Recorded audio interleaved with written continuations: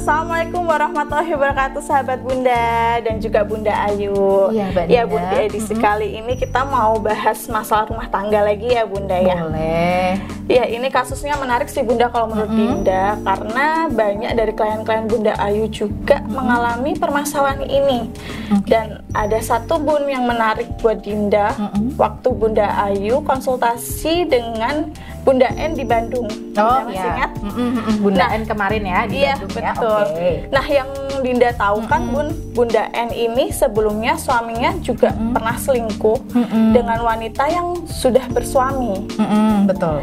Nah, setelah bimbingan sama Bunda Ayu kan Bunda N ini alhamdulillah rumah tangganya baik lagi. Ya. Yang padahal alhamdulillah. sebelumnya suaminya itu keras, bahkan sama Bunda N pun nggak mau disentuh nih Bun.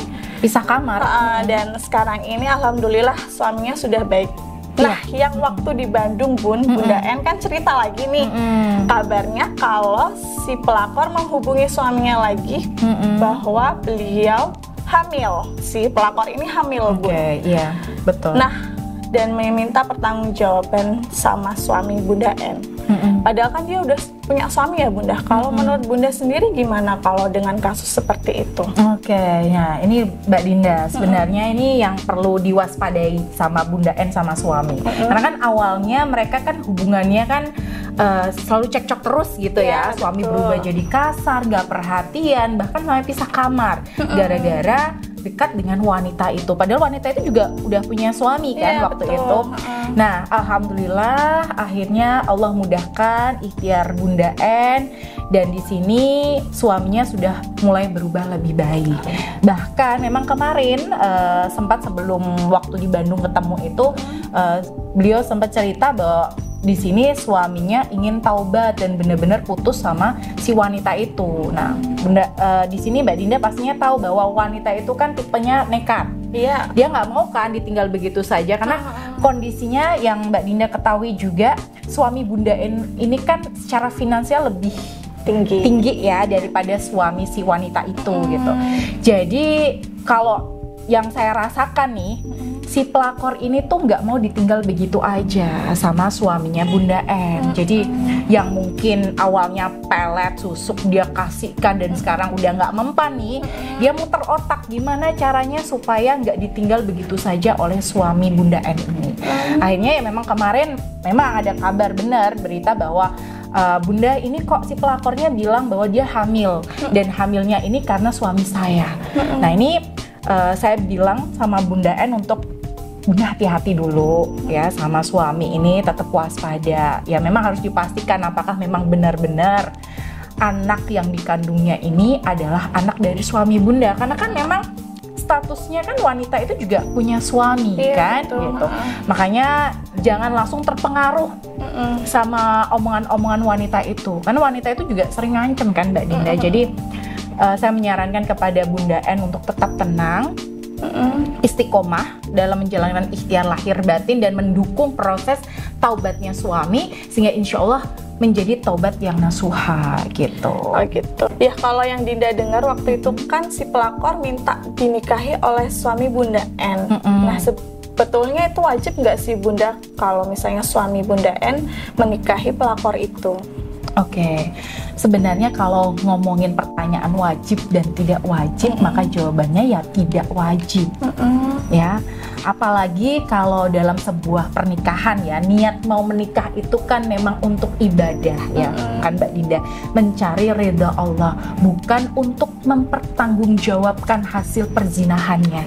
Jadi intinya kalau memang pertanyaannya wajib dan tidak wajib, maka saya jawab dengan tegas tidak wajib.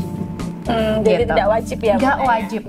Bahkan kalau memang suami di sini ingin melakukan proses taubatnya ya, insya Allah taubat nasuha ya, bukan menikahi selingkuhannya, tapi memang benar-benar memutuskan selingkuhannya dan kembali ke istri syah dan anak-anaknya, menjadi imam yang baik, suami yang lebih bertanggung jawab gitu. Nah kalau misalnya nih Bunda ini anak yang dari pelakor itu yang dikandung itu benar anak dari suami Bunda. Kalau semisal ya. Nah itu bagaimana Bunda? Kan pastinya si pelakor itu tetap meminta pertanggungjawaban. Dan anak ini tuh gimana? Apakah wajib juga si suami Bunda N menafkahi anak yang dikandung sama pelakor itu? Oke. Nah, kalau masalah itu ya Mbak Dinda, secara syar'i suami tidak wajib sebenarnya untuk memberikan nafkah ke anak tersebut, anak yang dikandung oleh si pelakornya. Tapi ya kembali lagi ya, kalau undang-undang kita memang kalau seandainya ada laki-laki yang menghamili wanita di luar nikah, maka silahkan di sini laki-lakinya untuk memberikan kompensasi kepada anak yang dikandung wanita tersebut. Nah, jadi memang kembali lagi nggak mewajibkan untuk menikahi selingkuhannya dan tidak mewajibkan untuk memberikan nafkah ke anak tersebut, karena anak hasil dari zina itu nasabnya udah terputus gitu. Gitu. Iya, gitu Mbak Dinda. Jadi kembali lagi ya, kalau memang dari pihak Bunda N misalnya sama suami, nauzubillah kalau memang itu anaknya gitu ya, dan ingin memberikan kompensasi gitu ya, ya silahkan gitu. Kembali lagi ke Bunda N dan suaminya. Tapi kalau dibilang wajib ya memang nggak wajib gitu. Baik Bunda, tapi kan banyak juga ya Bunda kasus di luar sana yang pernah juga Dinda tahu bahwa karena pelakor ini nekat, dia itu sampai mengancam si suami. Betul banget. Salah satunya misalnya suami Bunda N diancam bahwa kalau kamu nggak menikahi saya akan bunuh diri atau saya laporkan kamu ke polisi. Itu kan banyak sekali ya Bunda.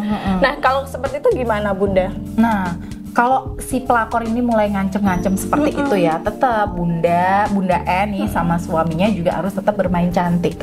Jangan terpancing emosi atas apapun dari ancaman perempuan itu. Karena kebanyakan mungkin ya Mbak Dinda ya, kasus perselingkuhan yang sering saya tangani hampir sekitar 75-85% itu ancaman-ancaman pelakor tuh ya hanya ancaman belaka gitu loh. Misalnya pengen bunuh diri atau apa ya kalau si suami di sini tegas ya, berani bermain cantik untuk pelan-pelan gak membuat si pelakor ini nyaman dan benar-benar cuek gitu ya. Nah, maka si pelakor ini juga pelan-pelan juga akan menyadari bahwa kayaknya udah nggak mempan nih kalau kayak gini gitu. Kalau biasanya tuh kalau pelakor nekat dia akan ya udah deh, kayaknya udah nggak bisa nih dan cari target lainnya seperti itu. Berarti nggak harus asal dituruti ya Bunda? Iya, Karena betul. kan kebanyakan suami di luar sana juga takut ini kok mengancam seperti ini. Jadinya akhirnya diturutin lagi apa permainan dari pelakor itu gitu. Betul ya Bunda. sekali Mbak Dinda. Tapi selain itu juga dilakukan, memang kembali lagi itu kan memang nggak mudah ya untuk ada persiapan mental ketika dihadapi kondisi yang seperti itu. Jadi kasus yang seperti ini untuk Bunda N dan suami memang harus punya aura positif yang benar-benar selaras, yang benar-benar kuat ya, diimbangi dengan komitmen baru yang juga kuat gitu, sehingga akan lebih memudahkan Bunda N dan suami untuk bisa berjuang mempertahankan rumah tangganya ya, dan melawan si perempuan itu ya juga dengan bermain cantik tadi. Jadi nggak asal-asalan pakai emosi, terpancing emosi, apalagi nggak seperti itu, nanti malah masalah akan nambah dan menjalar kemana-mana gitu Mbak Dinda. Jadi tetap berserah diri kepada Allah, meningkatkan kualitas ibadahnya dan meningkatkan bonding emosinya supaya sama-sama selaras tadi. Begitu Bunda. Baik, berarti dengan kondisi yang seperti ini, jika memang pelakor itu hamil dulu dan mengaku bahwa hamil dengan suaminya Bunda N, itu kita harus cari tahu dulu ya Bunda. Betul, apakah dipastikan dulu bahwa apakah benar yang dikandung ini anak dari suami Bunda N atau suaminya sendiri, karena statusnya masih menikah dengan suaminya. Betul. Dan juga kita nggak asal terpengaruh ya Bunda dengan ancaman-ancaman pelakor, karena pasti di luar sana pelakor itu nekat melakukan apa aja, menghalalkan apa aja gitu untuk mengganggu rumah tangga para sahabat Bunda ya, yang dengan kasus seperti ini. Dan dengan kasus ini juga antara Bunda N dan suaminya juga harus diperkuat bonding emosinya, diperkuat komitmennya, dan juga harus memiliki aura yang selaras ya Bunda, tetap diikhtiarkan biar lebih memudahkan Bunda N dan suami untuk menjalani proses ini dengan baik gitu. Dan juga tentunya berserah diri kepada Allah. Begitu ya, Bunda, istiqomah menjalankan ikhtiar lahir batinnya. Ya, alhamdulillah ya Bunda, pembahasan kali ini seru sekali. Dan untuk para sahabat Bunda yang di rumah, jika memiliki pertanyaan-pertanyaan lain di luar tema ini, ada yang mau tema yang dibahas oleh saya dan Bunda Ayu, bisa juga menulis di kolom komentar. Nanti kita bahas bersama ya Bunda ya. Dan semoga untuk jawaban-jawaban Bunda Ayu kali ini bisa menjawab pertanyaan-pertanyaan Bunda yang ada di rumah. Dan untuk para sahabat Bunda yang ingin konsultasi langsung dengan Bunda Ayu, bisa mendaftar langsung ke saya. Nanti saya bantu jadwalkan konsultasinya secara private dengan Bunda Ayu. Akhirul kalam, wassalamualaikum warahmatullahi wabarakatuh.